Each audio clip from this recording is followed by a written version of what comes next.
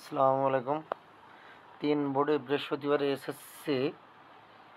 HSC ও সমমানের পরীক্ষা স্থগিত।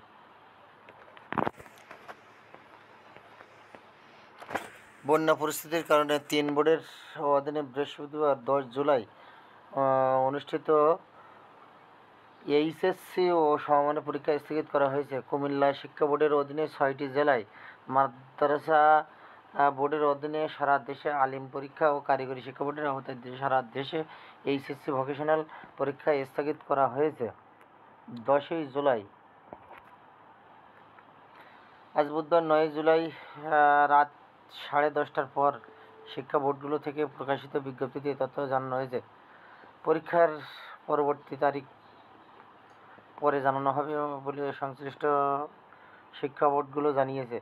কুমিল্লা শিক্ষা বোর্ডের প্রকাশিত বিজ্ঞপ্তিতে বলা হয়েছে, ভারী বর্ষণ উজান থেকে নেমে আসা ঢলের কারণে ফেনী ও নোয়াখালী জেলার বিভিন্ন এলাকায় প্লাবিত হয়েছে। কুমিল্লা শিক্ষা বোর্ডের আগামী ১০ জুলাই বৃহস্পতিবার অনুষ্ঠিতব্য এইচএসসি পরীক্ষা স্থগিত করা হলো।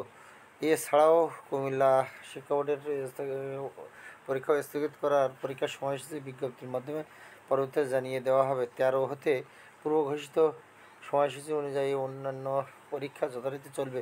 এ বিষয়ে প্রয়োজনীয় ব্যবস্থা গ্রহণের জন্য বিশেষভাবে অনুরোধ করা হয়েছে বিজ্ঞপ্তিতে। এদিকে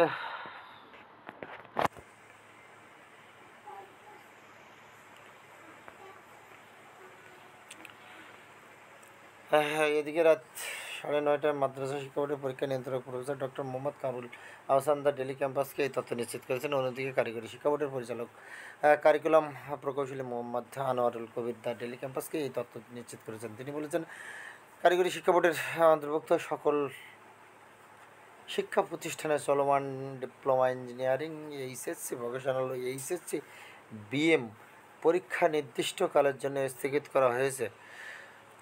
শিক্ষার্থীদের পরবর্তী নির্দেশনার জন্য অপেক্ষা করতে বলা হয়েছে।